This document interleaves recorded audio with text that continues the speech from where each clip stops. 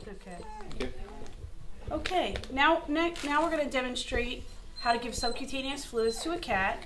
Oftentimes your veterinarian will recommend it because your cat has kidney disease. Some cats will require the fluids every day or every other day, or even less frequently. And you're going to get a bag of fluids, a fluid line, and a needle.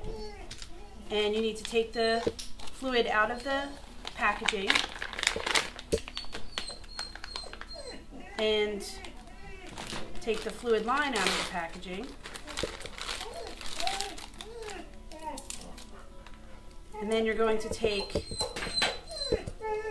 this part of the fluid line and put it into this part of the fluid bag. So you're going to pull this tab off and pull this tab off and insert this part firmly into the fluid bag. And then you're going to fill this reservoir and the entire line and try to get as much of the air as possible out of the line.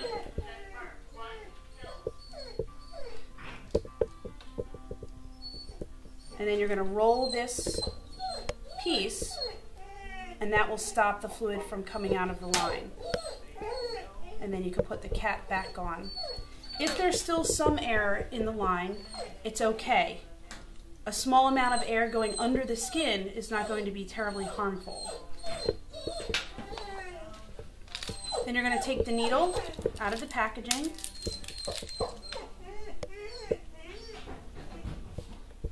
And you're going to place it on the end of the tubing. And there's a little twist here that you can twist to secure the needle onto the line. Then you're going to take the fluid bag and elevate it.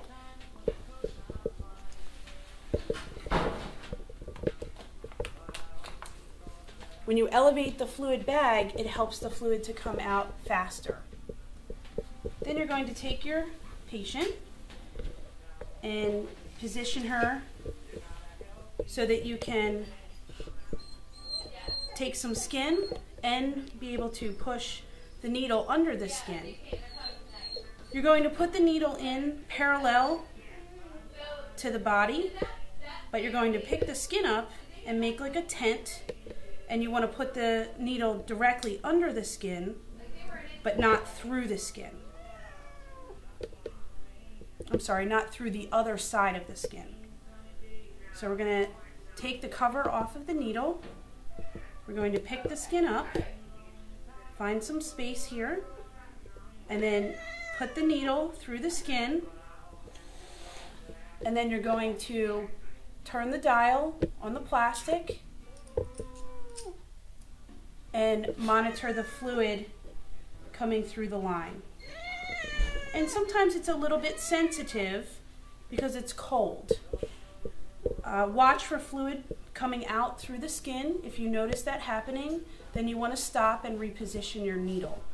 And you're just going to gently make sure that the fluid's not becoming too tight. If your patient is very squirmy, you can wrap a blanket around the front or the back end to prevent them from jumping on and off. Okay, and then once you've administered all the fluid that you need to, you just turn the dial, remove the needle, gently pinch the skin so the fluid doesn't come out, and then that's it.